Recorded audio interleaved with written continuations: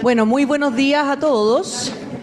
Muy bienvenidos a una nueva sesión de este ciclo Actualidad en Contexto que organiza la Escuela de Gobierno con la Facultad de Artes Liberales. Ya llevamos casi más de un año y la vocación de este ciclo es poner todos los viernes, viernes por medio en la mañana, un tema de actualidad y darle contenido, analizarlo, y para eso siempre tenemos, como hoy día, dos extraordinarios invitados que nos pueden, desde distintas perspectivas, iluminar el tema que vamos a ver. Y hoy día tenemos un tema extraordinariamente actual, ¿no es cierto?, que es la nueva encíclica del Papa León XIV.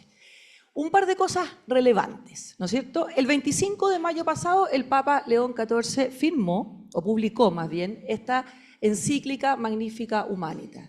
Y lo hace con una referencia directa a la Rerum Novarum. Rerum Novarum, que fue la encíclica, ¿no es cierto?, del Papa León XIII, donde se aborda lo que hoy día conocemos como la doctrina social de la Iglesia y que estaba motivada por la revolución industrial. Es decir, es fácil establecer el lazo con la inteligencia artificial como la gran revolución que va a vivir o que vive nuestra generación. El gesto bien elocuente que hace el Papa es que al momento de presentarse esta encíclica lo hace con la industria. Y Anthropic, ¿no es cierto?, participa justamente de esta presentación de la encíclica, también diría yo, en una acción que ha sido bastante controversial, ¿verdad? Es decir, hay quienes identifican entonces a Anthropic en este sentido como parte del grupo generador de inteligencia artificial que en cierto sentido reconoce los riesgos, está dispuesto a limitarlo, y hay quienes sostienen que esto simplemente es un producto del marketing y que es una forma nada más de ponerse en un lugar distinto, siendo esta una industria que tiene los mismos riesgos o las mismas características que, por ejemplo, OpenAI, de donde sale, ¿no es cierto?, Anthropic. La encíclica, que yo se las recomiendo leer, es difícil de leer, hay que ir despacio, pero no es tan larga. Parte con una imagen extraordinariamente poética, diría yo, ¿no es cierto?, que es la alternativa entre vivir en la Torre de Babel o construir las murallas de Jerusalén, ¿verdad? Quien conoce, ¿no es cierto?, esas dos historias bíblicas se entiende rápidamente, ¿verdad? La Torre de Babel, que quiere llegar al cielo, que olvida la presencia de Dios, y por el contrario, la construcción de las murallas de Jerusalén, donde hay una construcción que no solamente tiene a Dios en el centro, sino que aúna, convoca, ¿no es cierto?, en la construcción de un mundo común. Esa idea es la que atraviesa, ¿no es cierto?, la revisión de muchos temas que la encíclica tiene, porque la encíclica lo que ha sido más bullado es el tema de la inteligencia artificial, desarmar la inteligencia artificial y a partir de él un cuestionamiento respecto del poder, es decir, cómo se vive en un mundo con este poder que existe, que produce efectos, pero que no tiene regulaciones, no tiene check and balances, digamos, como el poder establecido en las normas de la democracia liberal, pero esta es una encíclica que habla del trabajo, de la guerra, de la inteligencia artificial, de la dignidad humana, es decir, mucho más o más amplio quizá, conectando muchos temas cuya discusión es central para nuestra civilización. Y para eso, entonces, para conversar de todos estos temas, no solo de inteligencia artificial, tenemos aquí a dos invitados extraordinarios. El primero, ¿no es cierto?, es el padre Jorge Costadat, sacerdote jesuita, que se reía y me decía, ¿por qué me conoce? Le digo, bueno, es bien difícil no conocerlo, la verdad, o sea, bien difícil. ¿No es cierto? Es licenciado en teología y también es doctor en teología por la Pontificia Universidad Gregoriana de Roma. Fue profesor de Trinidad y Cristología y de Teología Latinoamericana en la Universidad Católica y tiene muchas publicaciones que yo también les recomiendo que las identifiquen y las lean. Y a mi mano izquierda tengo a la profesora Cristina Creighton, una profesora muy querida además de la Universidad Adolfo Ibáñez. La Cristina es filósofa de la Universidad de Chile, después es doctorada en la Universidad de Oxford, es directora del Departamento de Literatura y además es la directora académica de nuestro diploma en Desafíos Éticos, Sociales y Políticos de la Inteligencia Artificial, que es un programa conjunto también entre la Facultad de Artes Liberales y la Escuela de Gobierno. Entonces, sin más, quiero partir, Jorge, haciéndote una pregunta a ti. Y una pregunta que quizás envuelve todos los temas de la encíclica, no solamente uno, y que quizás también nos pone un poco en los contextos de la encíclica. Y es la noción de la dignidad humana, porque si hay algo que la encíclica establece como pilar, ¿verdad?, es el concepto de la dignidad humana, recuperar lo humano, poner a lo humano, digamos, a las personas en el centro. Entonces, quisiera que partiéramos indagando un poco en qué significado, qué contenido tiene ese concepto de la dignidad humana y cómo hoy, en un mundo de irrupción tecnológica, vuelve a tener algo de permanente y vuelve a tener, por supuesto, algo de novedoso. Primero, gracias por la invitación. He leído 2 veces la encíclica y me queda como poncho. Es demasiado amplia, toca muchos temas y temas en los cuales uno no tiene competencia, especialmente temas tecnológicos, la inteligencia artificial. Yo la uso, es muy útil, pero no me pregunten si yo no sé cómo funciona un teléfono. Entonces, ¿cómo funciona este sistema? Que además los expertos, y este es uno de los problemas que tiene, una preocupación es el control del ser humano, que atenta directamente contra la dignidad humana. Y otro es la posibilidad del descontrol. Es un instrumento que puede quedar fuera de control. Y eso lo dice en la encíclica y otra gente también lo dice. Bueno, el tema de la dignidad. El tema de la dignidad es el quicio de la doctrina social de la Iglesia, de la visión antropológica que tiene la Iglesia. Está como centrada en el tema de la dignidad. Si uno toma, por ejemplo, el documento Gaudium et Spes del Vaticano II, ese es el principio articulador del resto, ¿no? Y en la encíclica tiene que ver con la dignidad de Jesús como Hijo de Dios. Esa es la mayor dignidad que se nos comparte en virtud de Cristo y tiene que ver con que el ser humano no es un instrumento, no es un medio, sino que es un fin en sí mismo. Y eso está en Kant, ¿no es cierto? Aquí está la filósofa. Sí, no es un medio, es un fin en sí mismo. Entonces tiene un valor en sí, y ese valor deriva de Cristo. Ahora, para que ese fin se cumpla, el ser humano necesita muchos medios, necesita un respeto a su libertad, necesita también comer, necesita un trabajo digno y así muchas otras cosas. Y entonces, si desde ese concepto, ¿no es cierto?, de la dignidad humana, en cierto sentido, perdón, me corrigen si me equivoco, pero lo que hace es instalar a la persona humana al centro, ¿verdad?, en el centro. Y desde ese centro se van como en círculos concéntricos, ¿no es cierto?, de alguna manera definiendo otras categorías sociales o culturales, ¿verdad? Pero cuando uno lee la encíclica, hay 2 conceptos que a mí me resuenan como nuevos conceptos que cambian esta categoría. Uno es el concepto del antropoceno, es decir, de avanzar o salir hacia una etapa donde la persona humana ya no es el centro. Y el otro es el transhumanismo, es decir, creer o postular que la etapa o el momento del desarrollo humano en el que estamos es eso, es una etapa, y que avanzamos a otra donde el ser humano va a estar interceptado o incluso más, imbricado, ¿verdad?, con la ciencia. Y eso tiene unas consecuencias obviamente filosóficas y morales enormes. Entonces, ¿cómo, Cristina, tú articulas este llamado a la dignidad humana, que en el fondo es un llamado a recuperar lo humano al centro, junto con una sociedad que parece caminar hacia el antropoceno y que piensa la evolución de lo humano como una etapa que avanza hacia una imbricación con la técnica? Gracias, José. Bien, yo también agradezco esta invitación. Para mí es un honor estar acá y ver tantas caras conocidas, alumnos de pregrado, de nuestro diplomado, de nuestro magíster. Y estoy muy de acuerdo primero, José, con lo que dice Jorge. Este es un texto, bueno, es magnífico, es realmente un texto maravilloso, recomendable absolutamente su lectura. Y a pesar de que me da un poco de vergüenza, se los voy a mostrar. Miren la cantidad de post-its. Esto es un capítulo y medio. Me dio vergüenza seguir poniendo los post-its porque yo dije, realmente es como un atentado contra la belleza del texto. Pero tú pusiste todo. Eres más aplicada que yo.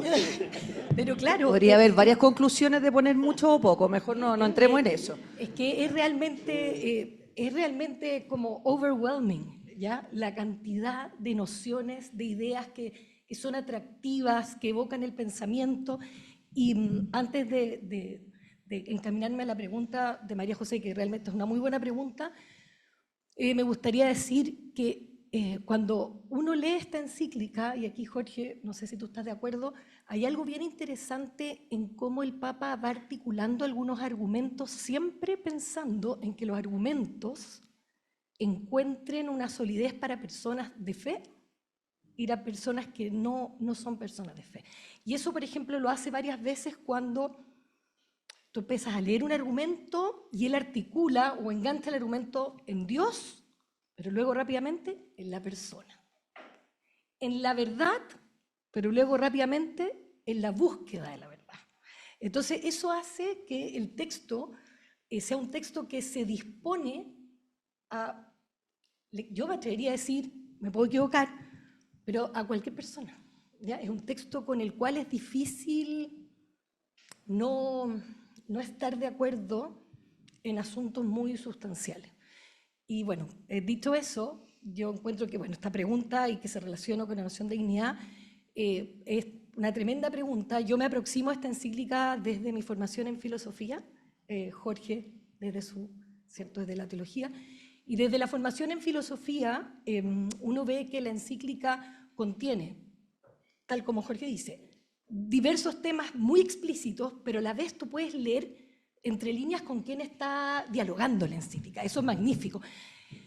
Hay una cita a Platón, una cita a Hannah Arendt, que son, ¿cierto?, las citas más representativas de una filósofa, pero hay mucho de filosofía detrás. Y aquí es donde me quiero, digamos, detener un poco. Tal como María José dice, el antropoceno es una categoría que la hemos escuchado a veces en los programas que tenemos en los Instagrams de la UAI, de la FAL, ¿cierto? Diferentes profesores de artes liberales, de gobierno, usan esa categoría. La categoría del antropoceno surge para denominar una especie de época geológica, diría yo, José, actual, ¿cierto?, en la que ha habido se identifica ciertos abusos, ciertos extremos que han afectado a nuestro planeta. Y desde ahí, desde esa idea, ¿cierto?, hay varias personas que trabajan como la crítica al antropoceno.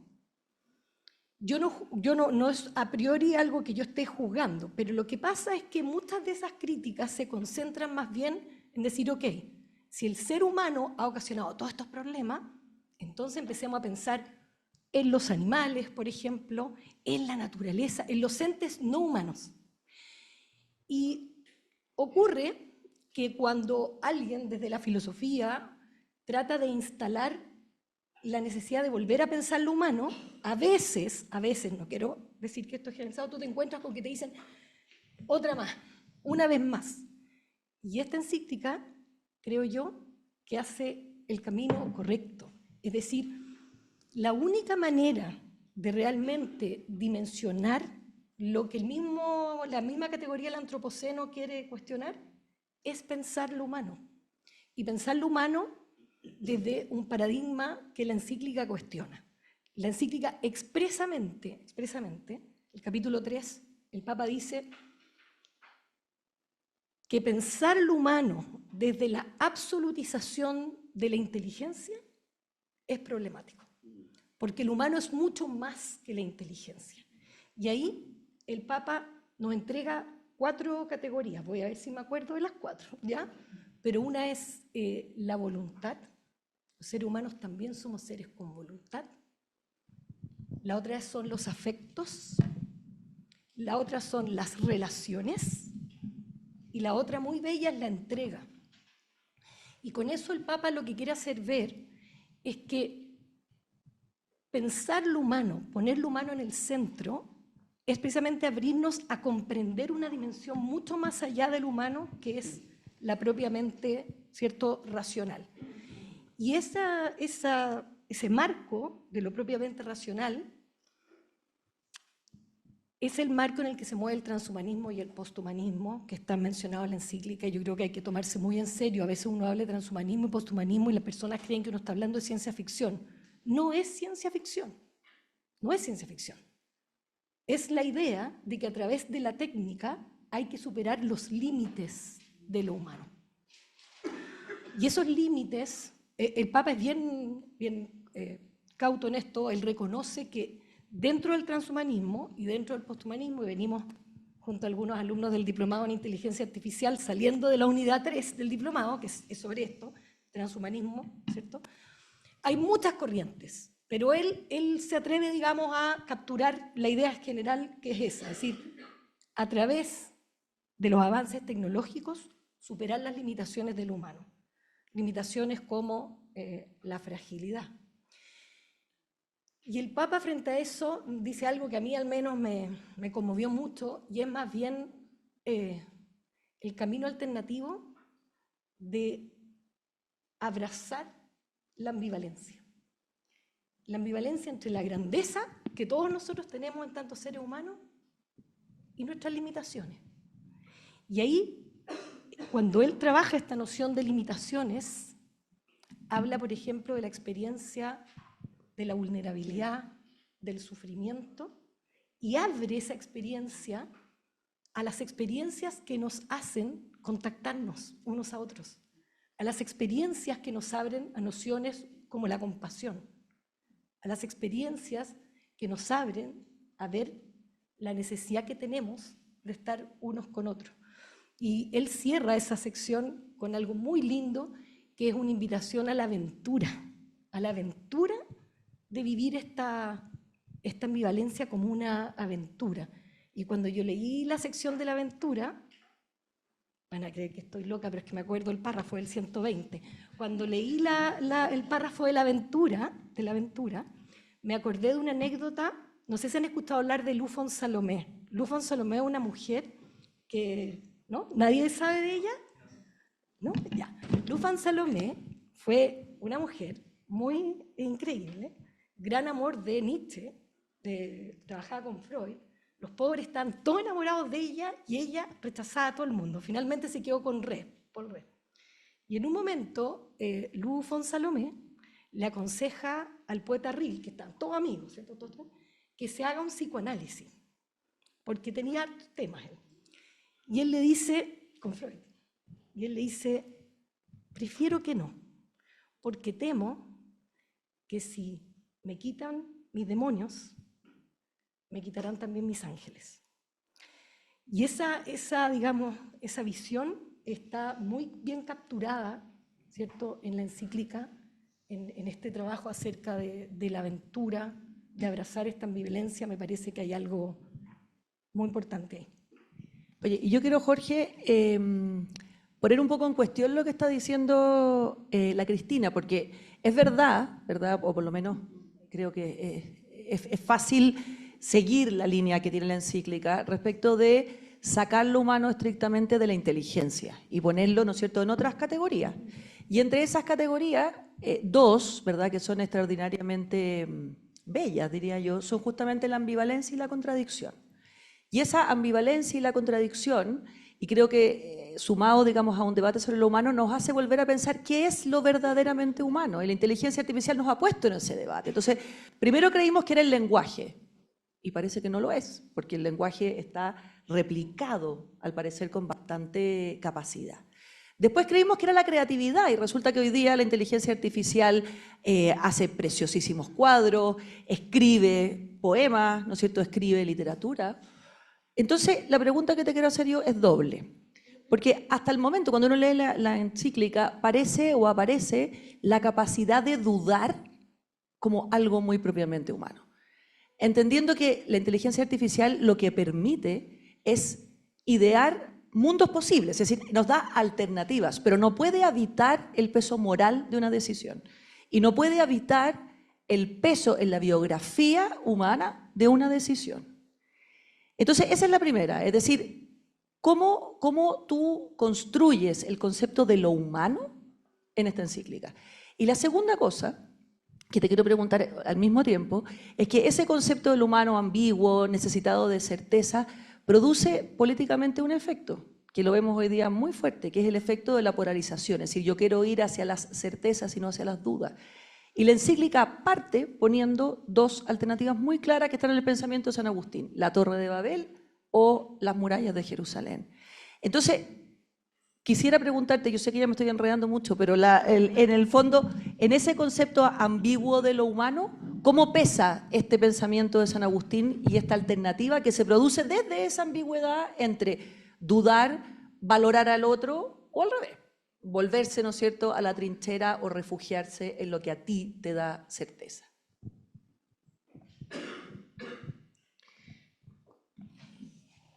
Son hartas cosas. Creo que hay un peligro que detecta la encíclica, es la ilusión de que la técnica nos va a hacer más humanos. Y la Iglesia y el Papa piensan que no. La técnica, por más que se desarrolle, es un instrumento. Y el ser humano es un fin histórico y que tiene que hacer un recorrido histórico para saber lo que quiere saber. Y eso necesita tiempo, necesita demora, duración. Entonces es una ilusión esto de poder saber la verdad inmediatamente. Perdonen que haga una alusión cristológica un poco provocadora, pero con eso me gano la vida. A nosotros nos gusta mucho la provocación, no te preocupes. Mira, me voy a acordar de... Hay una película que ha sido muy cuestionada, que es La última tentación de Cristo, cuya virtud tiene cosas muy objetables, pero cuya virtud es que nos presenta a un Jesús tan humano que ignora, tormentoso, que avanza, que no sabe lo que Dios le pide, que tiene que hacer un discernimiento.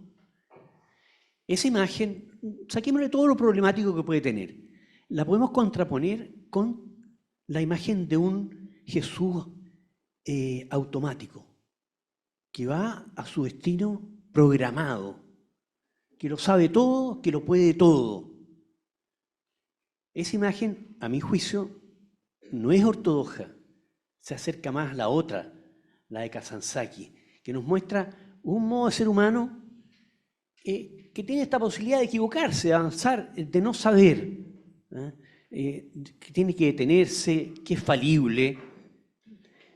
Si nosotros tomamos una imagen de este tipo, estamos más cerca de lo que tendría que ser nuestra propia salvación, tal como la realizamos en la historia humana, ¿no?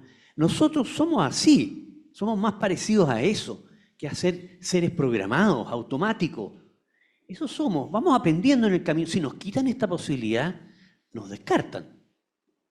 Es decir, no contamos. Si nos quitan, salimos siempre mal frente a una imagen perfecta históricamente de Jesús. Que alguien que tiene unas condiciones sobrehumanas nos deshumaniza. El resto no me acuerdo.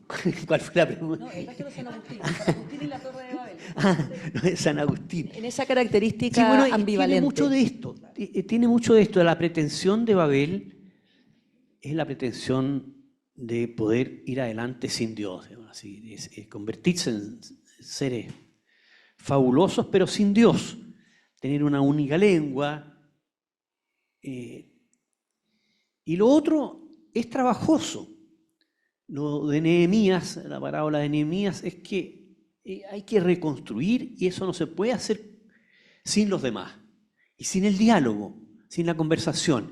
Y aquí me voy para otro lado, que escuchándote se me ocurrió que me parece importante que en los documentos últimos de Francisco y este otro, y ya estaba en Gaudium et Spes, la Iglesia no tiene una palabra definitiva sobre las cosas, como solía pasar antes. La Iglesia tiene la verdad. No, la Iglesia no tiene la verdad, está obligada a buscarla. Y eso se consigue con el diálogo, y eso se consigue con un giro fenomenal en la teología, que es el giro de tomarse en serio el aporte de las ciencias sociales. La Iglesia, la teología siempre dialogó con la filosofía. Eso no es nuevo. Ahora está dialogando con la filosofía contemporánea, con la fenomenología, donde se toman en serio que la realidad tal cual tiene mucho que decir. Entonces las ciencias humanas, cuando la Iglesia las toma en serio, está obligada a avanzar con eso, sin saber. Imagínense el aporte que le ha hecho la psicología a la misma Iglesia, o la sociología. La Iglesia tiene un lenguaje pertinente hoy, y por eso podemos entender la encíclica hasta donde podemos. Digamos. Podemos entender la encíclica porque está hablando en un lenguaje que nosotros en nuestra época más o menos entendemos. Y por eso es que puede hablarle a gente que no es creyente, porque tenemos una base común de conocimiento en virtud del cual, si somos tolerantes, digamos así, podemos avanzar. Y si no, nos vamos a quedar a medio camino con nuestra verdad equivocados. Cristina, mira, me surge como una reflexión nueva, digamos, respecto de lo que está diciendo Jorge, porque aquí pareciera que la encíclica tiene dos preguntas. Una, ¿qué es lo humano? ¿Qué es lo que hemos ido construyendo? Pero la otra es, ¿qué es vivir sin Dios? ¿Verdad? Porque esas dos preguntas están como cruzadas, ¿verdad? En esto. Y lo que parece interesante es que la respuesta de las dos parece ser bastante similar. Es decir, el que vive sin Dios se deshumaniza, o sea, en ese sentido, ¿verdad? Y entonces esa idea como de los seres humanos queriendo controlar es un poco lo que tiene la inteligencia artificial. Y sobre todo se construye sobre un error, creo yo, que es la idea de que es neutra, ¿verdad? Aquí lo que hay son datos que están articulados de una determinada manera y en cierto sentido, como esos datos están articulados por la técnica, son limpios, ¿verdad? Y nosotros sabemos que eso es todo lo contrario, ¿verdad? La inteligencia artificial está llena de sesgos, está llena de limitaciones, con la dificultad y el horror, diría yo, de traducir o transmitir una certeza o algo impoluto que no es, ¿verdad? Entonces, una de las cosas que la encíclica plantea justamente es eso, ¿verdad? Que detrás de esa imagen de lo impoluto, lo que hay es el rostro de quien la crea, el rostro de quien se beneficia monetariamente de eso, el rostro de quien quiere incidir en estos, digamos, círculos de poder no tradicionales, pongámoslo así.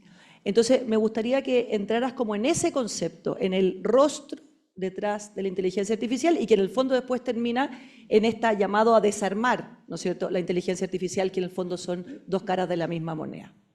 Súper, gran pregunta, José. ¿Cómo la voy a abordar? A ver, les puedo contar que, bueno, la José y algunos saben, que yo estuve hace muy poco en una estadía de investigación en Inglaterra, en Oxford, donde yo estudié. Y estuve en unos seminarios sobre inteligencia artificial que me dejaron un poco desmoralizada, la verdad, porque pensando en Latinoamérica, ellos no sabían que yo era latinoamericana, después se los conté, pero cuando presentaron el escenario de Latinoamérica en términos de proyección económica, era muy desolador, muy desolador. Y para alguien que es de Latinoamérica, yo me sentí muy mal, es decir, chuta, casi sin salida.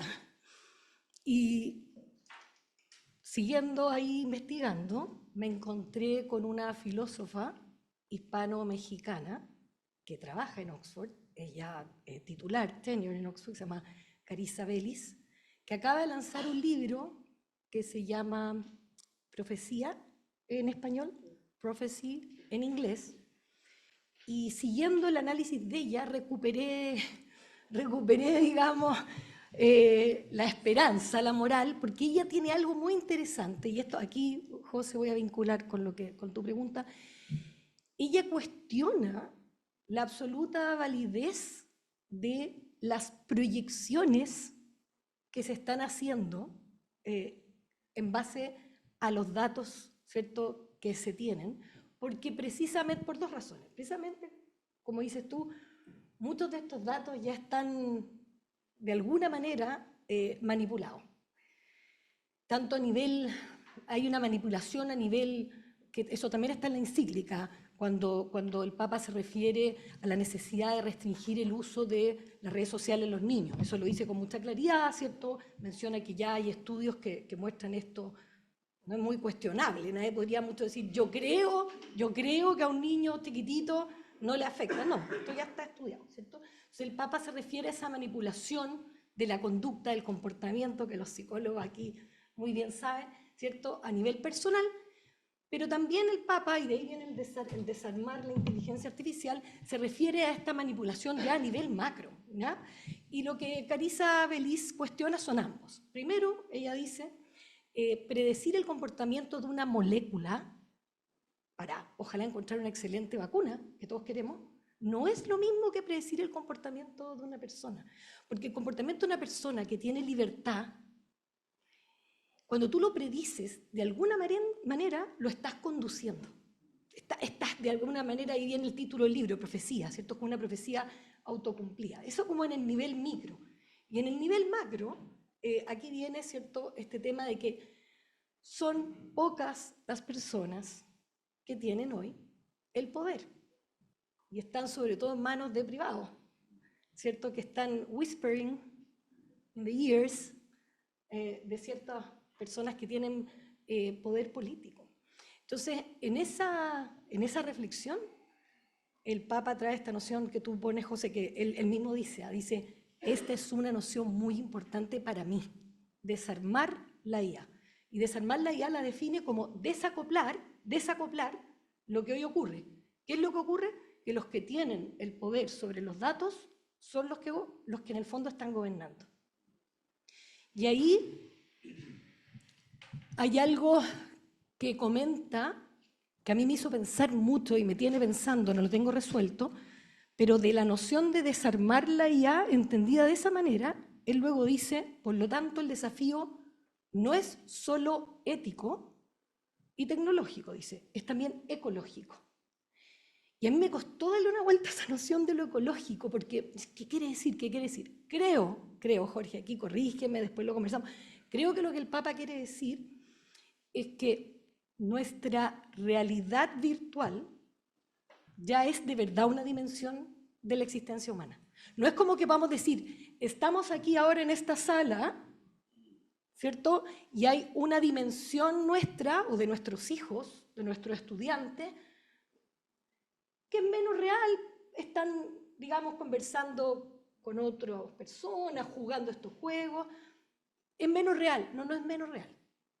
Es ya una nueva dimensión de nuestra vida. Entonces, entra esta dimensión a la ecología. Y hay una, creo yo, la palabra ética proviene del griego ethos, pero ethos en griego se puede escribir con eta, que es así, o con epsilon, que es así, ¿ya? Epsilon, la eta o sea, el ethos con epsilon es como el que directamente conversa con las tradiciones éticas que conocemos. Y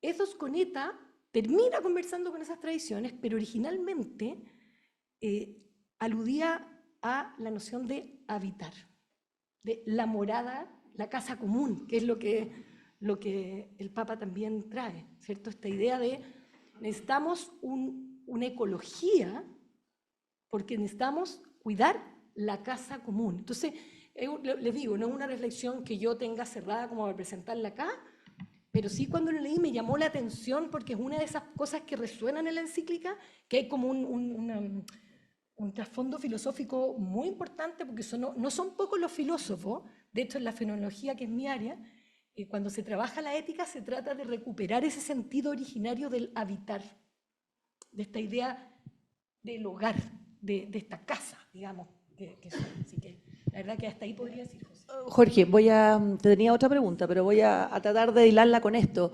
porque el concepto de la casa común fue también el centro de Laudato Si, que es la encíclica del Papa Francisco.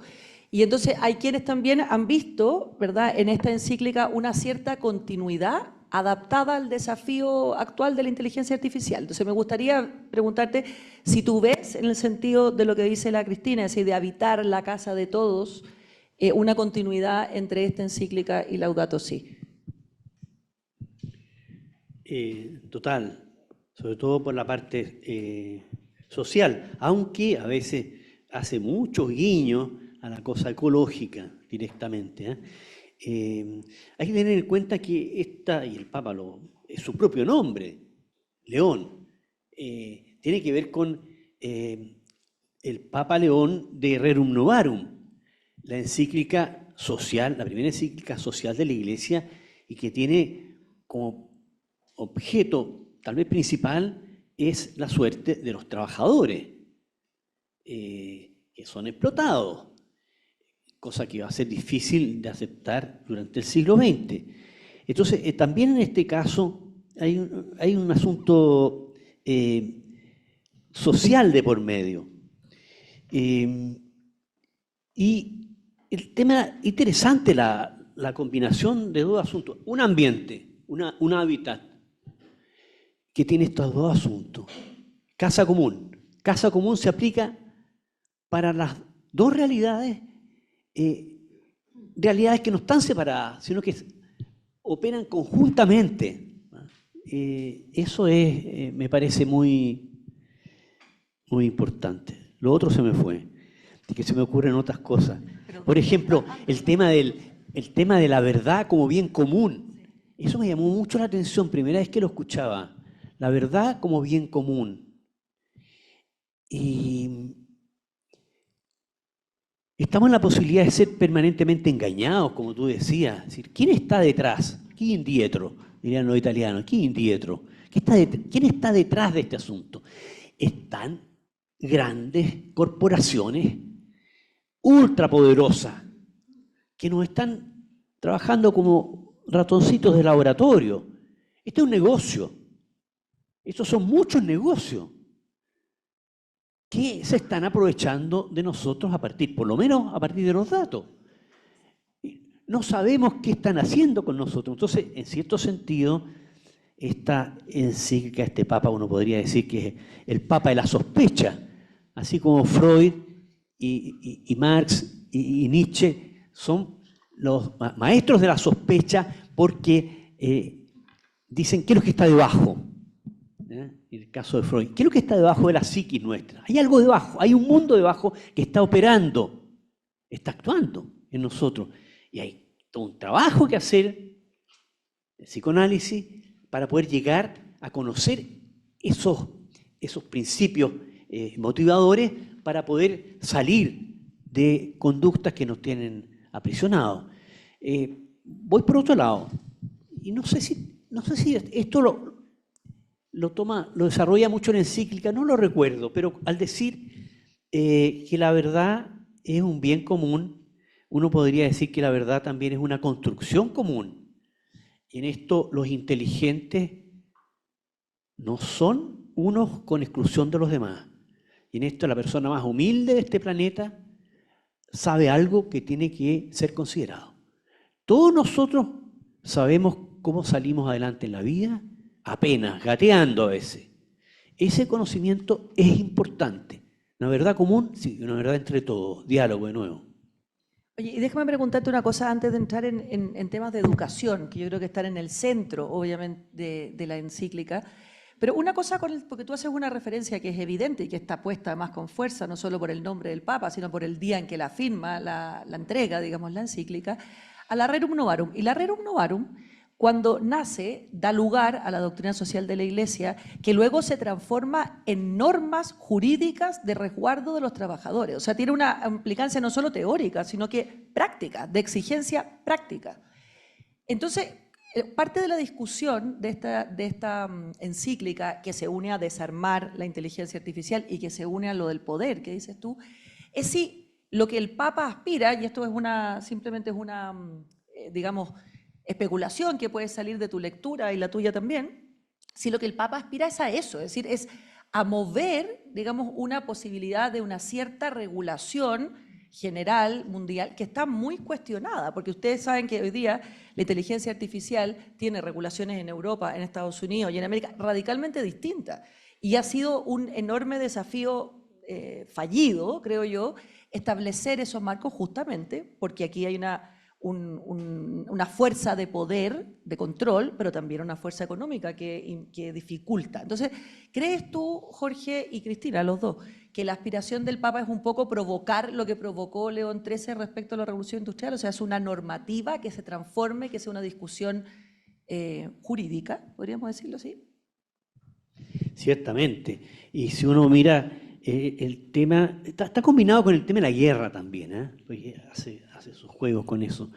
Creo que se necesita hoy día regular lo que parece ser incontrolable, la situación en la que estamos.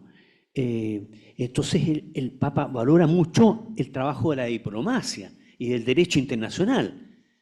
Y ojalá que hubiera organizaciones internacionales que pudieran precisamente legislar y hacer valer las normas como normalmente ocurre en el derecho.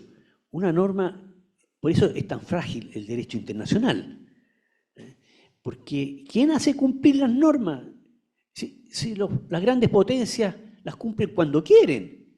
En temas ecológicos, por ejemplo, ¿cuánto ha costado que se cumplan las aspiraciones, las motivaciones, las exhortaciones, las prédicas que hacen los grupos internacionales cuando se organizan? Esta misma situación del Acuerdo de París, que es muy importante, ya los que en ese momento estaban mirando el asunto decían, le falta obligarse. Mecanismo de obligación de las declaraciones que prometen. Y a la primera de cambio, Trump dice, no, yo con esto no estoy. Se acabó, por lo menos en ese caso. Oye, Cristina, y antes de abrir las preguntas del público, me gustaría entrar en un tema que aparece, pero que hay que, digamos, de alguna manera concluirlo a partir de la encíclica, que es el tema de la educación. Y esto es una cosa bien central, porque a mí siempre me parece curioso que el mundo ha cambiado radicalmente, pero si uno entra a un colegio hoy día o a una universidad, la escena más o menos es bien parecida a la que existía hace 200 años, 300 años o 400. Habrá un iPad mediando entre medio, un computador, pero en regla general la cosa sigue siendo bastante igual. Y eso es muy extraño, ¿verdad?, en un mundo donde todo ha cambiado radicalmente. Y por otra parte, ¿no es cierto?, esta es una obsesión mía, no serlo. La escuela, ¿no es cierto?, la educación en general, le ha enseñado a los niños lo que es difícil y útil. Nadie le enseña a un niño a prender un fósforo, que es muy útil, pero muy fácil. Y nadie le enseña a un niño alta trigonometría, que es muy difícil, pero es muy inútil para la vida cotidiana, ¿verdad? Entonces, yo creo que esta encíclica vuelve a mostrar una cosa que es bien evidente, que esa ecuación hay que repensarla. Es decir, hay cosas que nosotros naturalmente aprendíamos. Aprendíamos a esperar simplemente porque esperábamos. Aprendíamos a dialogar o a mirar al otro a los ojos o a conversar porque no había más alternativa. Entonces, quizá lo que esta encíclica nos está diciendo entre líneas es que vamos a tener que repensar aquello que educamos y que vamos a tener que volver, ¿verdad?, a esas preguntas básicas que nosotros conocemos muy bien en la formación en artes liberales en nuestra universidad, que vuelven a preguntarse por lo humano, que vuelven a entrar en esa digamos, ambigüedad propia de lo humano y que además vuelven a recuperar ciertas conductas que son muy humanas que justamente la irrupción tecnológica ha ido desdibujando. Entonces, ¿qué te parece a ti desde la educación en artes liberales, desde recuperar las preguntas, la duda, lo que hemos ido viendo, si esta encíclica hace, en definitiva, a lo mejor no directamente, pero muy implícitamente ese llamado? Es un gran punto el que pone la María José. Y lo que yo voy a decir no guarda relación con que trabajo en artes liberales, porque si no le va a quitar el piso. Si yo no trabajara en artes liberales, diría lo mismo. Lo que pasa es que, coincidentemente, estamos en una universidad que ha apostado por una dirección que la encíclica valida, esa es la verdad, en todas sus dimensiones. Y eso obviamente a mí, como persona que trabaja en la Olfi-Áñez, me hace sentir muy alegre, muy orgullosa también, pero quiero como sacarlo de ahí, porque si no van a decir, lo está diciendo que trabaja en la Olfi-Áñez. No, esto no estoy diciendo porque hay un fundamento.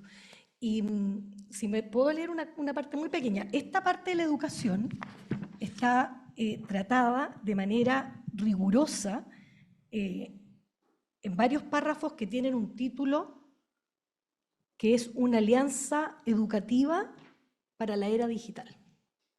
Voy a leer las primeras líneas o el primer párrafo, ya después les puedo dar lo que yo veo ahí.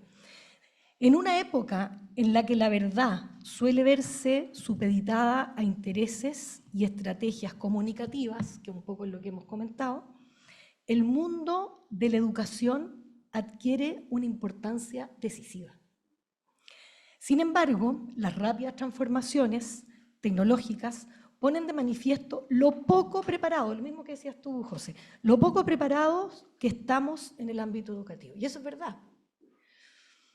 La omnipresencia de los medios digitales genera una cultura de la inmediatez y la sobreestimulación que alimenta el cansancio, el aburrimiento y la apatía ante el esfuerzo que supone buscar la verdad. A mí me parece maravilloso, una joya.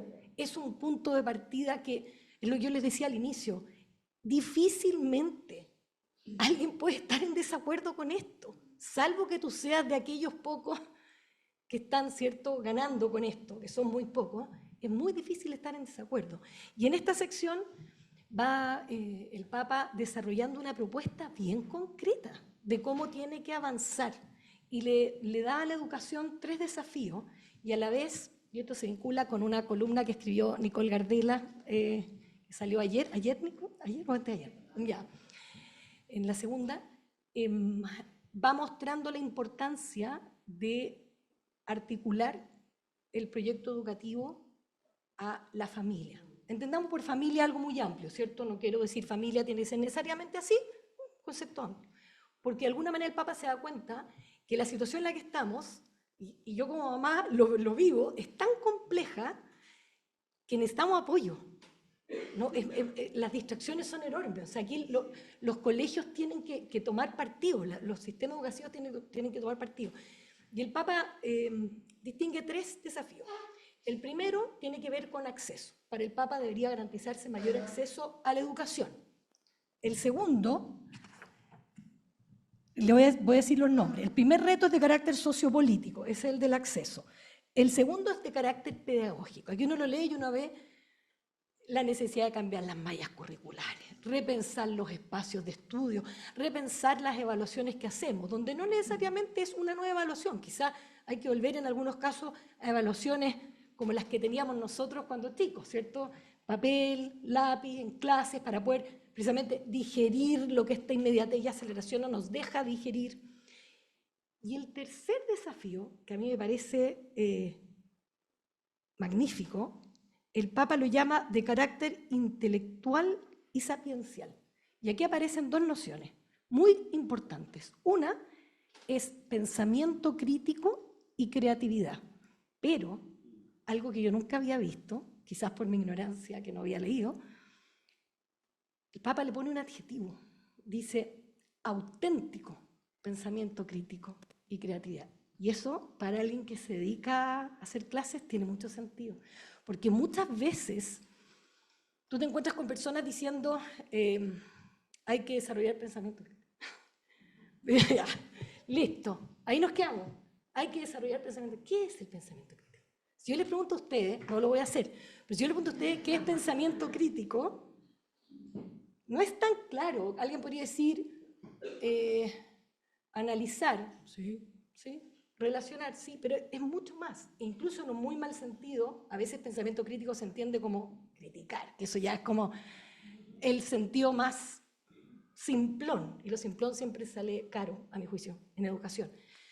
Entonces ahí es un llamado, ¿cierto?, a pensar en el auténtico pensamiento crítico y creatividad.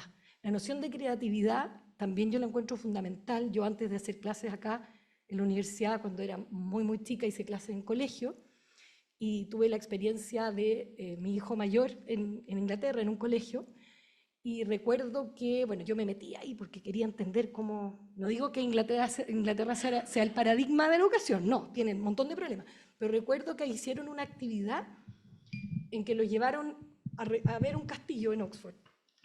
Y yo tenía la idea de cuando yo iba en el colegio que como las salidas de curso eran como, la verdad, farrear clase. Eso era. qué rico, ¿no? De matemáticas. Y a mi hijo lo llevaron a este castillo, listo. Yo fui, mamona ahí, vigilando toda la actividad, y cuando volvieron a las clases, en la clase de literacy, le hicieron pensar en que él era una de las personas prisioneras del castillo. Y él tenía que escribir un relato, por qué había sido prisionero. Entonces él eligió que había sido prisionero porque se había robado una gallina. Después, él, en la clase que tenía más bien que ver con ética, él tenía que explicar por qué el rey lo tenía que perdonar. Y después, en la clase de teatro, les pusieron disfraz y se tenían que disfrazar. Decía, chuta, esto es creatividad. Esto es creatividad. Entonces, nociones como pensamiento crítico y como creatividad no son nociones simplonas, no son baladí. Y la otra noción, y con esto termino, es la noción del sentido. Y esto, Nicole, está muy bien en tu columna, ¿cierto? Una columna en la que se trabaja algo muy triste, y es que al parecer los niños de Chile no tienen la sensación de que sus vidas tienen sentido. Y esto es clave, porque en un mundo en el que estamos llenos de conocimientos específicos, el Papa dice, hay algo que tiene que aunar, y es la experiencia del sentido. ¿Para qué? ¿Para qué estamos acá? Esa pregunta no necesariamente se responde de una manera, ¿cierto? La puedes responder de diferentes maneras, pero es una pregunta muy relevante, porque estamos con tanta información que más encima nos cuesta absorber, que a veces se pierde la dirección. ¿Por qué hacemos lo que hacemos? ¿Para dónde vamos? Entonces, que el tercer desafío para la educación que nos pone el Papa tenga que ver con cultivar el auténtico pensamiento crítico y la creatividad, y que los colegios y los sistemas educacionales seamos capaces, de alguna manera, con respeto por supuesto, porque uno no puede traspasar límites que son algo que decía la familia, ¿cierto?, ayudar a nuestros estudiantes a hacerse esas preguntas por el sentido, creo que es algo que hay que tomarse muy, muy en serio. No, efectivamente, y yo no me voy a resistir a decirles lo que les voy a decir. Me voy a resistir, porque efectivamente el pensamiento crítico es como un commodity, es como la comunicación en las crisis de pareja, todo es problema de la comunicación, todo, el problema de la comunicación. Entonces, yo hay una definición, cuando yo leí esa parte que usamos mucho nosotros en la universidad, que me parece la mejor, y yo se la voy a decir porque creo que es extraordinaria, que es la siguiente, que el pensamiento crítico es pasar desde avanzar en las 3 etapas del conocimiento. La primera es una ignorante certeza, es decir, yo creo que buscando la fuente de la respuesta voy a lograr todas las respuestas. Entonces, cuando uno es chiquitito, ¿quién es la fuente del conocimiento? El profesor. La miss o el profesor o la profesora me tiene que dar la respuesta. Eso nosotros lo vemos mucho en la universidad. Nosotros les abrimos las preguntas y en el fondo hay una ansia total para que uno le diga cuál es la respuesta correcta.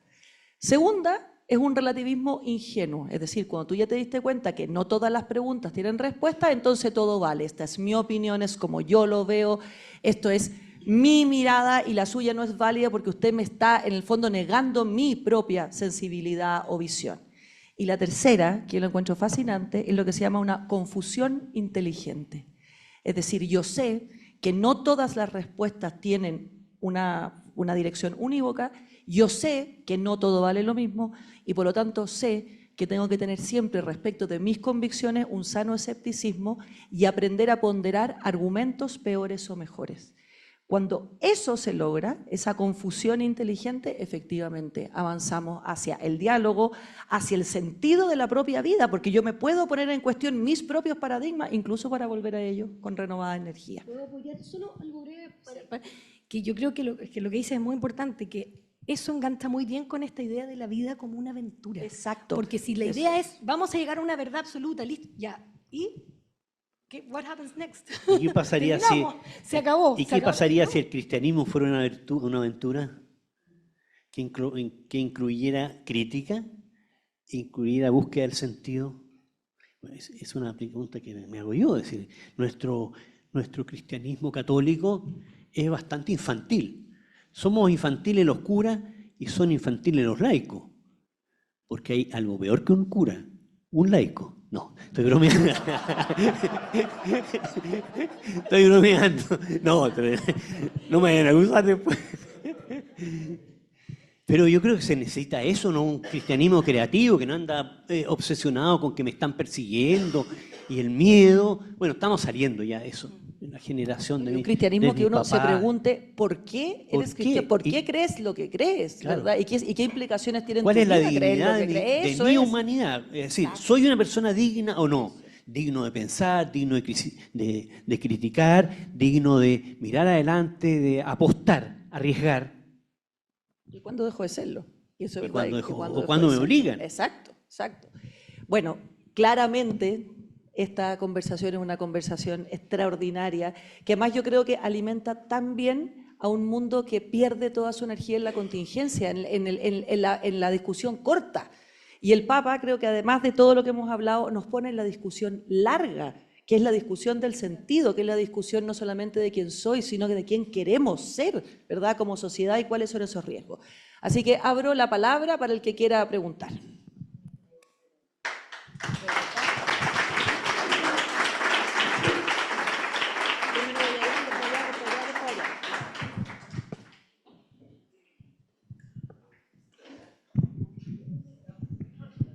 Hola, muchas gracias por la charla, súper interesante. Estaba pensando en el tema del biocentrismo y el antropocentrismo o antropoceno. Hace unos 20 o 30 años existían muchos resquemores en Chile por el tema de Tompkins en la Patagonia, en donde él, que es una persona que adhiere a la ecología profunda, había mucho temor en Chile respecto a esa filosofía en que la rana de Darwin es tan importante como el ser humano. Y sin embargo, hoy día, 20 años después, y con Douglas Tompkins en paz descanse, al final terminó siendo un filántropo en que le regaló un tremendo parque al Estado chileno.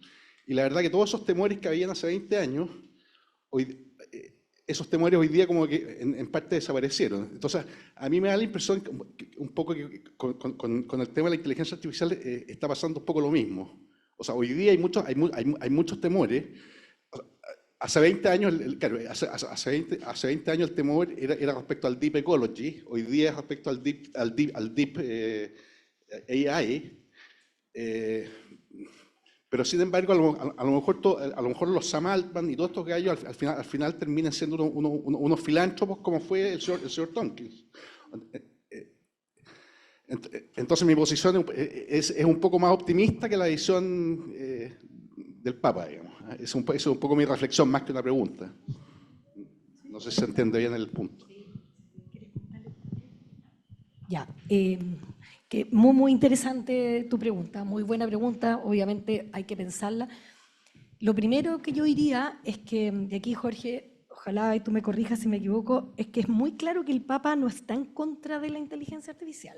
Eso es súper claro en la encíclica, o sea, no hay como una cosa de decir, no, en ningún caso, él ve a la inteligencia artificial como una, digamos, incluso por ahí creo que dice algo así como, claro, es como parte de la creación humana en tanto creación divina. Es decir, no hay algo contra, pero los datos, la información que hay, ¿cierto?, en términos de lo que está ocurriendo respecto, sobre todo en temas de economía y de guerra, indican que es una herramienta que requiere regulaciones. Yo diría que acá hay un llamado enorme a la gente que se mueve en el ámbito del derecho, o sea, hay un llamado enorme al apoyo, ¿cierto?, en términos de regulaciones, de legislaciones, está todo el rato ahí. Entonces, yo creo que, insisto, tu pregunta hay que pensarla, es muy buena, yo creo que hay una diferencia, y es que inteligencia es inteligencia artificial. O sea, hay algo, hay como un breakpoint en esta tecnología. No es hay un desarrollo, ¿cierto? Uno desde la filosofía, uno sabe que los filósofos vienen pensando la tecnología desde hace un montón de tiempo, Ortega y Gasset, Heidegger, hay muchos filósofos que han pensado Aquí por aquí hay una tesista mía del Magister Arte Liberal, no sé dónde está la Alejandra, que hizo una tesis fantástica, ¿cierto?, sobre esto. Pero hay algo que no es una pura continuidad. Es decir, el hecho de que estemos frente a una herramienta que desde el test de Turing se propone como algo que nos haga creer que estamos frente a un humano, yo creo que ahí hay algo que es importante. Entonces, insisto, yo no soy pesimista, o sea, tampoco pienso que esto está, menos después de leer la encíclica, ¿ya? Pero es desafiante. O sea, aquí hay un desafío a la humanidad completa, porque los que, entre comillas, no están desafiados son solo los que tienen el poder, que son muy poquitos, y que están en otros continentes. Entonces, hay un tema importante. Gracias por la pregunta. Otra cosa, a propósito de los temores que pueda despertar la IA. El temor es un dispositivo anímico fundamental en el ser humano. Si no sintiéramos temor ante las cosas, hace mucho rato que nos habrían comido los leones. Está claro. Pero hay que discernirlos, porque son indicaciones fundamentales. Que tengamos miedo frente a esto, hay razones muy fundadas. Yo soy un poco apocalíptico, le tengo terror a lo que pueda pasar, porque los grandes expertos han parado la oreja, digamos así. Esto no es cierto. Ahí en el Mercurio salía algo que me llamó tanto la atención hace tal vez una semana. Contaba que alguna máquina, le llamo máquina porque no sé cómo llamarla, se enteró, como en esa película Odisea del Espacio, de que la iban a cancelar. El cuento es que la máquina le hizo saber a los responsables que tenía información confidencial sobre sus vidas. Entonces estamos en otra, digamos. Imagínense lo que significa el peligro ese. El peligro para las vidas personales, para la política, para la democracia, para todo. Que te vayan a sacar algo personal de tu vida, te van a chantajear las máquinas. Ya estamos en otra. Ahí tenemos otra pregunta. No fácil. Primero que nada, muchas gracias a la universidad por la invitación. Siempre es bueno reflexionar, ¿no es cierto? Tengo dos preguntas en lo macro y en lo micro. En lo macro es, Google acaba de cumplir 30 años, lo que es Internet. Internet se liberó por ahí por el año 96, 97. Llevamos 30 años de Internet. Significa que democratizamos la información. Llegó todo el mundo. Supuestamente el ser humano 30 años después deberíamos estar mucho mejor parados que hace 30 años atrás, ¿no es cierto? Y si hacemos una retrospectiva decimos, ups, el mundo está completamente polarizado, no solamente Chile, sino que Europa, Estados Unidos, va en una dirección contraria a lo que debería ir, ¿no es cierto? Y efectivamente uno dice, ¿dónde hemos fallado? Y en el tema micro, ¿no es cierto? La pregunta apunta justamente en la misma dirección. Las universidades supuestamente somos el centro de, yo pertenezco a la Católica, ¿dónde está el centro de reflexión, ¿no es cierto? Invitar a los jóvenes no qué pensar, sino que a pensar efectivamente en enseñarles a pensar. Y en eso hemos fallado completamente desde 1960. Yo veo, los alumnos están aprendiendo exactamente lo mismo, ¿no es cierto? Y si hacemos una reflexión todavía, sin querer entrar en política, nos autoquemamos el país hace 6 años atrás y nadie dijo nada, ningún rector dijo nada, solamente Carlos Peña, de la Universidad de Diego Portales, fue el único que dijo, esto es una borrachera intelectual. Por favor, ¿dónde estamos? La pregunta es, ¿qué tenemos que hacer? Universidades, mundo civil, mundo laico, ¿no es cierto?, mundo religioso, para eventualmente poder enmendar el llamado del Papa. Muchas gracias. Bueno, siempre, si lo de Google fuera tan malo, no estaríamos usándolo. Y son cosas a discernir, porque tienen de bueno y de malo. Lo que hemos logrado con los medios digitales es fabuloso. Le hice, a todo esto le hice una, porque lo estoy usando. Y me había leído un par de libros grandes sobre ecología. Y sabía que había alguna conexión entre los autores, pero quise chequearla. Entonces lo que hice, le saqué una foto a la tapa de uno y otro. Lo subí y le dije a la máquina, ¿qué pensaría este autor de esta otra autora? Brrr. Imagínense lo que significa eso para alguien que se dedica al trabajo intelectual. Oye, yo antes de pasarle a la Cristina, es que esa es mi obsesión. en este momento. Y creo que lo que uno debería pensar es la necesidad de volver a una educación radical, radical, en el sentido de la raíz de la palabra, o sea, de radix, o sea, que vuelva a la raíz. Y nosotros hemos confundido la educación, educar no es lo mismo que profesionalizar, son dos cosas distintas. Y nosotros hemos confundido educar con entregar educación profesional. Entonces, hoy día, y yo en eso sí lo veo muy positivo, creo que hay un reconocimiento a la necesidad de formar en la educación radical. Eso significa en la duda, en el escepticismo, en la búsqueda del pensamiento crítico como en ese sentido, no en el sentido de criticar.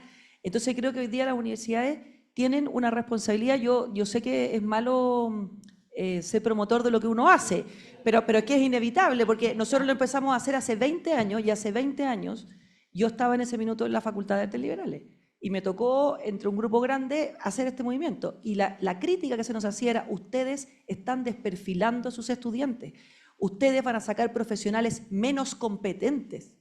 Hoy día nosotros nos damos cuenta que sacamos profesionales mucho más competentes, porque son capaces de hacerse las preguntas que no solamente la vida humana o la vida en sociedad necesita, que son fundamentales, que la profesión necesita. O sea, un ingeniero, un abogado que no sabe cuestionarse, es un ingeniero o un abogado que no es hábil hoy para asumir la complejidad que existe. Entonces, tu llamado, que me parece central, creo que al menos estamos en un momento donde ya no somos la voz en el desierto, sino que donde hay en general, yo no sé cuánto se demore esto en permear a la educación escolar y a la educación pública escolar, que ya ahí vamos generando unas distancias sociales que van a ser horribles, porque parte del problema de inteligencia artificial es que en el fondo vamos a volver al feudalismo. O sea, va a haber un grupo que va a estar ultra capacitado, que va a estar ultra formado, y una especie de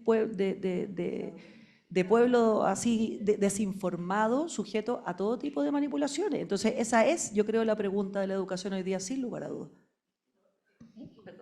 Me acordé por lo que tú dices, de un pedagogo famoso en América Latina que es Paulo Freire, murió hace muchos años, y él desarrolló métodos para la lectura, para que los niños aprendieran a leer, y la gente pobre también. Entonces él decía que un texto, para quien no sabe leer, tiene algo de mágico, que lo que dice es.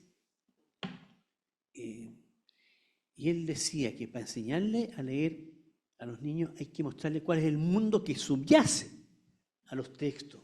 Entonces, para poder hacer una lectura crítica, yo creo que eso es equivalente, porque estamos, sobre todo en esta situación, estamos en una ignorancia muy grande de cómo están operando las cosas y de lo que puede pasar. Una ignorancia disfrazada de mucho No. conocimiento y de certeza. Claro, además que parte del asunto es que quien se está aprovechando de nosotros ignora para dónde va. Eso ya es tremendo. Mira, yo creo que María José ha respondido lo que hay que responder, y yo solo podría sumar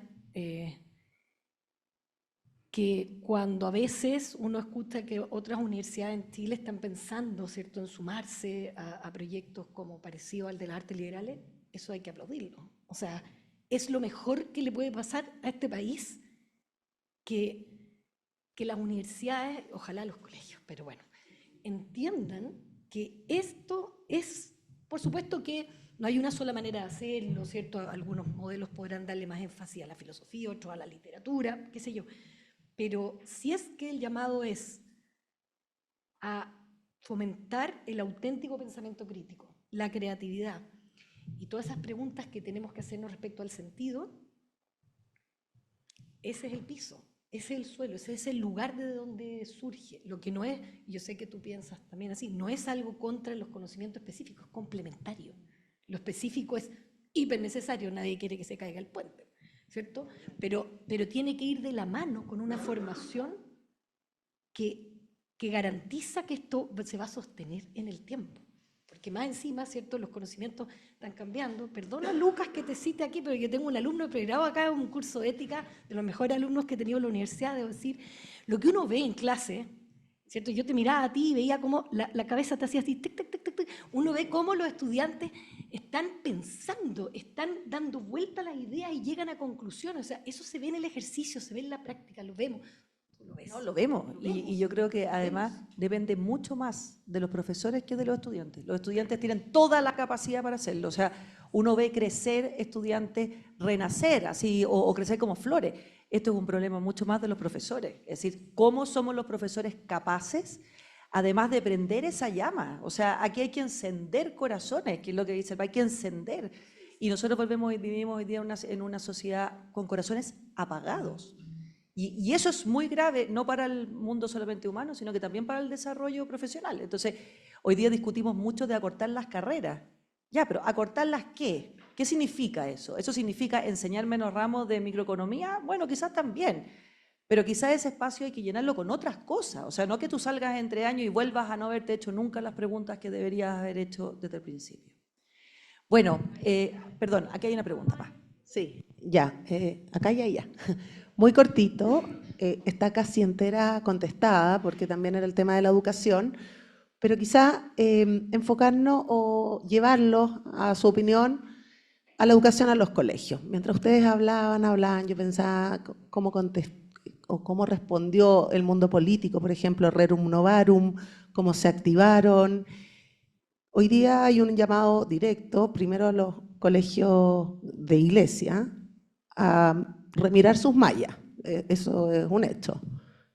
Acá no necesitamos niños que sepan súper harto cálculo porque ya lo va a hacer la inteligencia artificial, sino que miren sus mallas de humanidades, creo yo, me imagino. Y me gustaría saber qué opinan sobre el desafío, sobre todo como profesores, siendo que el Papa dice que hay 4 cosas que nos van a diferenciar, ¿no es cierto? Que las anoté porque por supuesto no me las sabía. Son la voluntad, los afectos, las relaciones, la entrega, que es maravilloso porque es lo esencialmente humano. Pero ¿cómo nos enfrentamos a eso? Los profesores también, cuando tenemos alumnos que solo sienten y que cuando te escriben en la prueba te ponen siento que, y yo les pongo no sé, usted no viene a sentir, viene a pensar, siento que. Entonces tenemos un doble desafío, porque lo profundamente humano también nos dice esta encíclica que está relacionado con eso del sentimiento, pero que a la vez tenemos que destacar esto del pensamiento. Así que son varias preguntas en una, el colegio y luego la universidad. Gracias. Se me ocurre lo siguiente, el sentimiento tiene que ver con lo inmediato y el pensamiento con algo que hay que trabajar. Es trabajoso pensar. Vivir al menos nivel del sentimiento conduce a un desastre. Si uno siente y no piensa. Entonces, hay otra amenaza que no ha salido suficientemente, y es el nivel de aceleración, no solamente rapidez, aceleración de la vida. Y eso, la aceleración conspira contra el pensar. El pensar requiere una duración y llegar a ser persona exige una maduración. Entonces, ¿cómo puede hacer uno para que los niños frenen? Que no estén tan urgidos por responder rápidamente, que espontáneamente es responder con los sentimientos. Entonces, ¿cómo? Me viene a la mente algo que está haciendo una amiga teóloga en México, en contextos de mucha violencia. Ha desarrollado un método para que en los colegios los niños se queden tranquilos. Le hacen un ejercicio de contemplación. No, hace una introducción muy tranquila, le hacen cerrar los ojos y quedarse tranquilo. Y eso ha tenido efectos grandes en cómo se relacionan entre ellos.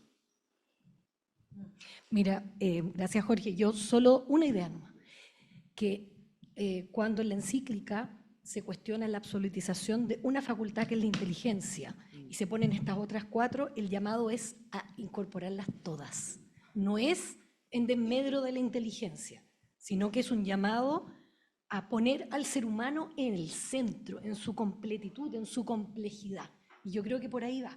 Es decir, si es que de alguna manera los profesores, ya sea en el colegio, en las diferentes edades, en la universidad, como lo hacemos acá en la Adolfo Áñez con el modelo de artes liberales, logramos poner al ser humano en el centro en toda su dimensión a través de las diferentes reflexiones, a través de reflexionar acerca de la justicia, del amor, de la envidia, de la tristeza, de la amistad, etc., se puede lograr de alguna manera equilibrar esto que yo me río cuando me ponen, yo siento que Kant, es súper cómico, yo siento que Kant no le gustaría tal cosa. Entonces, bueno, uno lo toma con cariño y Lucas se ríe, y le explica, ¿cierto? Pero uno no puede sentir que Kant, ¿cierto? Uno evalúa, uno piensa, uno considera que Kant. Y así, ¿cierto? Pero eso es parte del desafío. No hay que irse a los extremos. En estos asuntos, bueno, en general yo encuentro que es difícil sostener irse a los extremos, pero en este asunto sobre todo no podemos polarizar o la hiperracionalidad o el hipersentimentalismo, porque la cuestión no va por ahí. Oye, yo te diría 3 cosas súper concretas que confabulan contra esto. Primero, la obsesión por la nota. O sea, eso es lo primero. Porque en el fondo aquí los estudiantes van a nota y la inflación de nota confabula más contra la nota. Porque si tú siempre crees que la nota que tienes que tener es un 6 o un 7, te han hecho creer toda la vida que eres perfecto o semiperfecto. Eso significa el 7 y el 6. Entonces, ojo con eso. Lo segundo es la cantidad de trabajo que tienen los profesores. Esto se puede hacer, efectivamente se puede hacer. Nosotros capacitamos 150 profesores en 3 años, que son los que hoy día trabajan en artes liberales. Yo misma, que fui una de las capacitadas, digamos, a mí me cambió la estructura mental para hacer clase, para pensar. Pero eso necesita recursos, esa es la segunda cosa, y tiempo. Y lo tercero que diría yo es que o sea, estas capacidades que se educan o que se, digamos, trabajan, son capacidades que hay que hacerlas conscientes, porque son sesgos culturales. O sea, culturalmente a ti te enseñaron desde que tú eras chiquitito que tu trabajo de greda, no sé, era precioso y no era, entonces tú no puedes tener hoy día una autocrítica respecto a lo tuyo. Entonces, no es un problema de los niños, es un problema de los adultos. Y por lo tanto, esos adultos son los que tienen que ser conscientes de esto y capacitarse para cambiar esas cabezas. Yo creo que por ahí va. Nos queda una. Muchas gracias por la conversación, estuvo extremadamente interesante. Gracias, profe María José y Jorge. Les tenía una pregunta súper breve.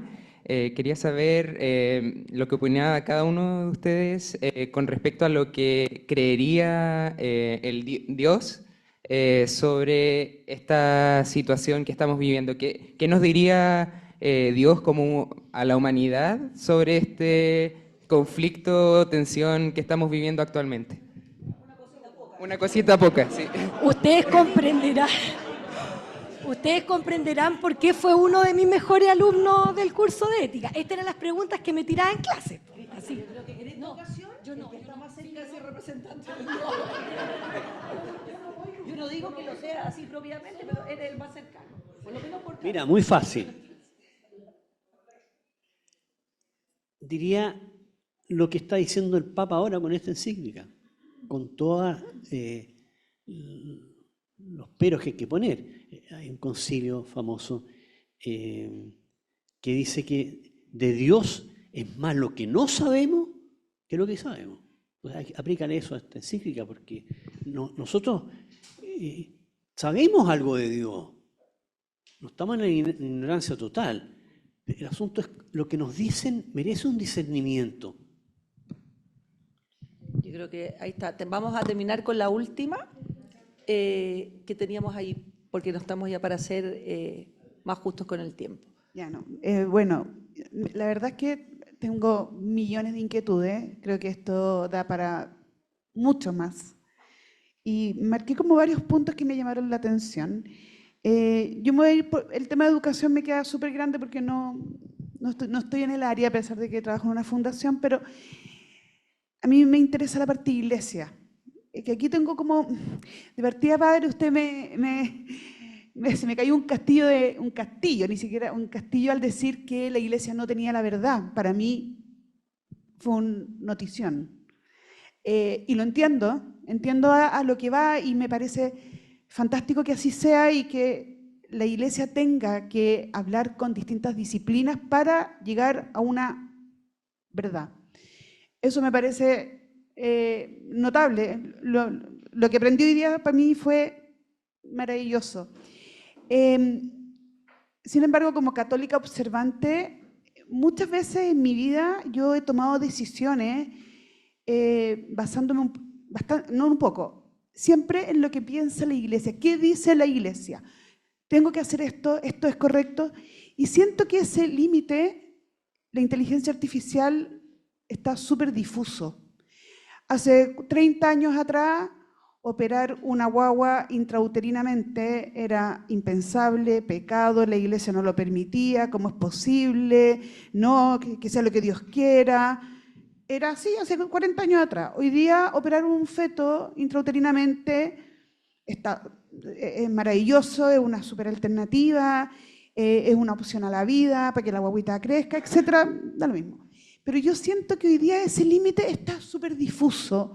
Entonces, claro, uno ya es adulta, tiene poder de discernimiento. Nos equivocamos, obviamente, pero tenemos esa capacidad de discernimiento.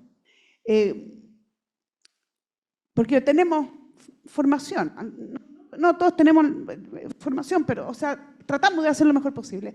Pero mi pregunta es, nos vamos a ver enfrentados a problemas éticos importantes. No mañana, ayer. Sobre todo con nuestros niños, el límite. ¿Cuándo la Iglesia, porque esta encíclica, yo no la he leído todavía, pero la voy a leer porque tenemos en un...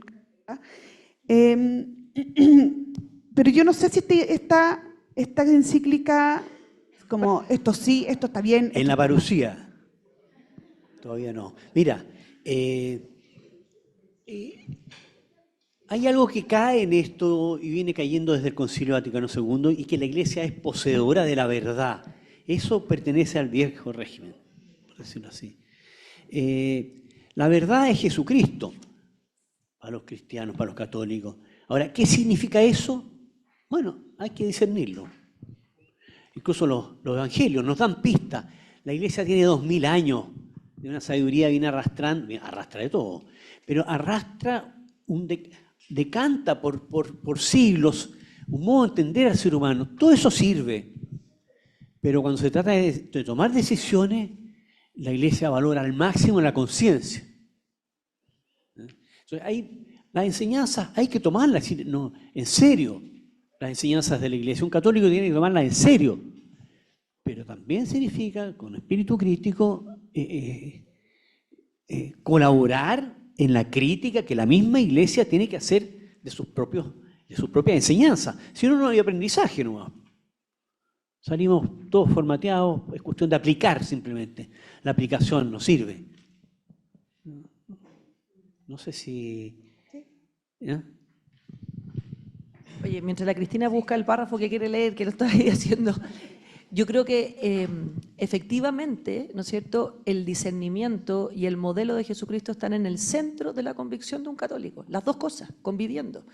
E incluso la persona histórica de Jesucristo y la persona divina de Jesucristo genera mucha contradicción. He venido al mundo a generar contradicción. O sea, la contradicción está en el centro del cristianismo. Y está en el centro porque somos ambiguos, ¿verdad? Entonces yo nunca le tendría miedo a esa contradicción, al revés, o sea, es parte, ¿no es cierto?, del decantado, digamos, ¿no es cierto?, del cristianismo. Ahora, obviamente, también la Iglesia está inserta en un mundo social y cultural que avanza y cambia. Entonces, es correcto, es deseable que las preguntas sean distintas y que las respuestas, el abordaje a la búsqueda de la verdad sea distinta. Entonces, la búsqueda de la verdad no es lo mismo que la ambigüedad, no es lo mismo que el relativismo más que la ambigüedad, no es eso. O sea, la búsqueda de la verdad genera certezas. Y obviamente, hoy día, ¿no es cierto?, hay preguntas que no pudieron haber existido hace un año, no hace 100, hace 1.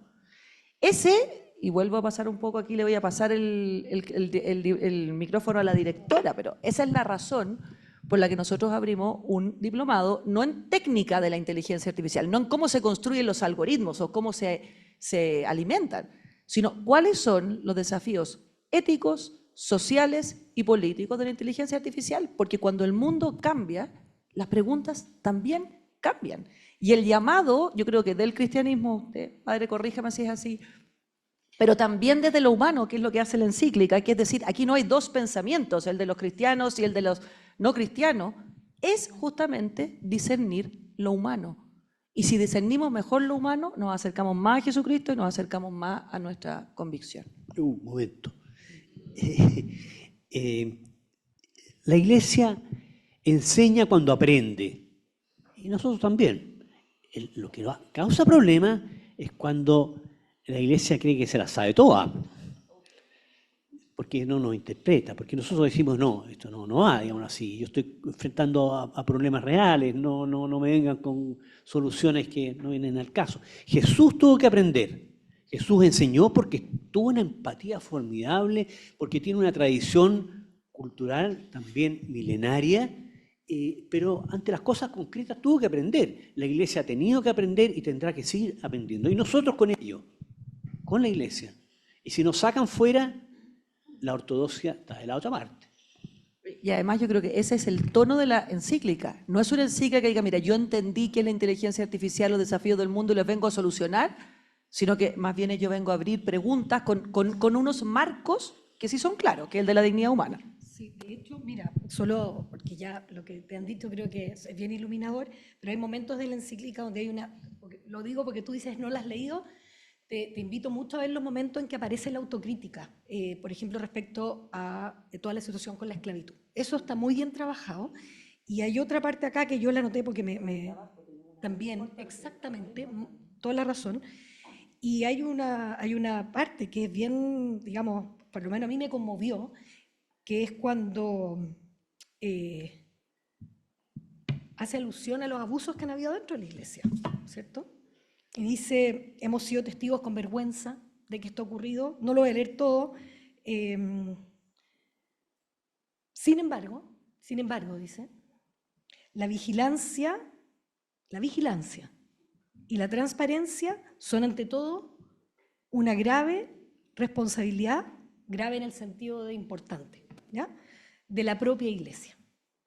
Y no debemos esperar a que otros nos obliguen a afrontar verdades incómodas sobre nosotros mismos. Y eso me parece importante porque de alguna manera, ¿cierto?, asumiendo situaciones que podrían quizás para alguien significar aquí no hay nada importante para mí porque viene de una tradición, ¿cierto?, donde han habido abuso, etcétera. Me parece importante que el ejercicio de la autocrítica es bastante honesto a mi juicio, esto es una opinión personal, ¿cierto?, y está orientado a instalarse como una voz que sí te puede decir algo a pesar de ciertas situaciones. Entonces creo que es un tema que está tratado acá en la encíclica, y efectivamente, para retomar el tema del diplomado, ha sido una experiencia impresionante, porque cuando yo leí la encíclica, decía aquí con Jimena, que está en el diplomado, Juan Pablo, no te veo, por ahí está Juan Pablo del diplomado, son todos los temas que vemos en el diplomado. Y yo estaba en Inglaterra cuando el Papa leyó la encíclica y estábamos todos en el chat que tenemos, oye, miren este tema, miren esto que dice la encíclica. Manuel, gran alumno del diplomado, viendo todos estos temas, como dices tú, éticos, políticos y sociales, donde lo humano es lo que reúne, ¿cierto?, en todas sus dimensiones. Bueno, vamos a cerrar esta conversación extraordinaria. Creo que se cumple, pero precisamente el objetivo de estos viernes, ¿verdad?, que es salir con mucho más preguntas que respuestas y sobre todo entender que dudar no es un ejercicio de debilidad. Dudar al revés, es el máximo ejercicio de gallardía y de valentía, arrojados a la aventura, eso es, arrojado, que me encanta el verbo extraordinario, es lanzado, ¿verdad?, a la aventura. Así que bueno, muchas gracias a todos por estar aquí, muchas gracias Jorge, muchas gracias Cristina.